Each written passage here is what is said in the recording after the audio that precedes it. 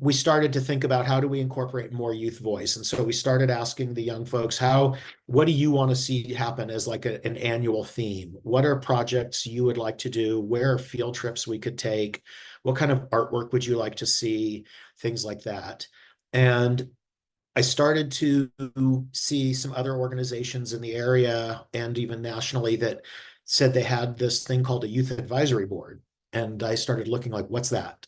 And how do we look at this kind of an idea? And so I realized that some organizations had a youth advisory board, but that was really, again, a fairly superficial term that was being used. It was more of a class that they just called their youth advisory board class.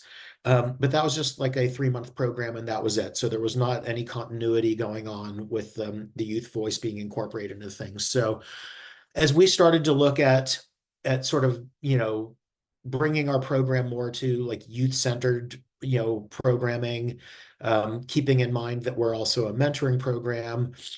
Um, Early on, I want to say it was in 2016, maybe 2017 is when we started to learn about Tori Weiston-Serdan's critical mentoring and getting to hear Tori speak, getting to know Tori.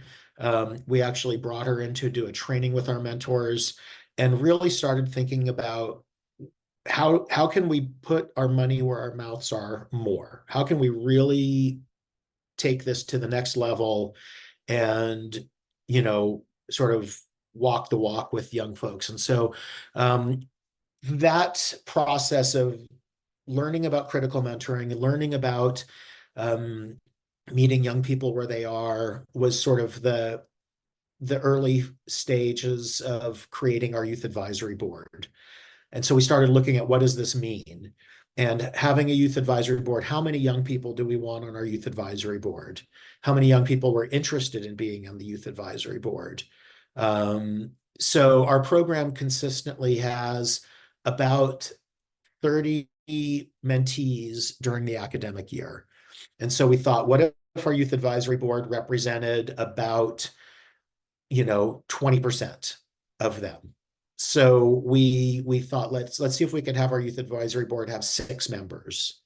And looking also because our program ranges in age from 11 to 18, really being open to having a really young person, like being open to having someone as young as 11 being on our youth advisory board to have a full range of experience.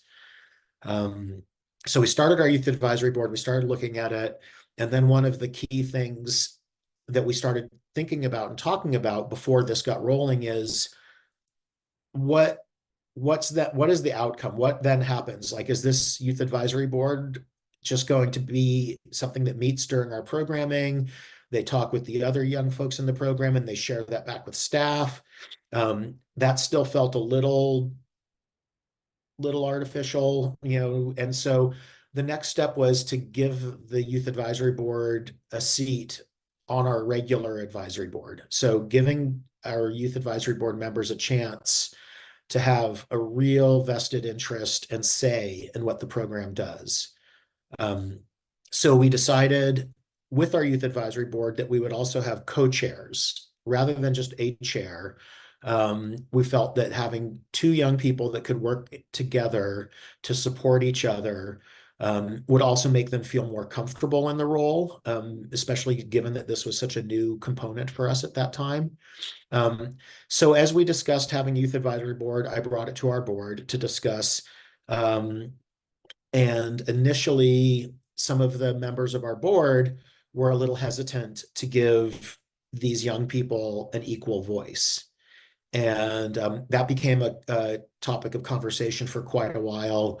There was some members that felt that they shouldn't have voting rights on our board.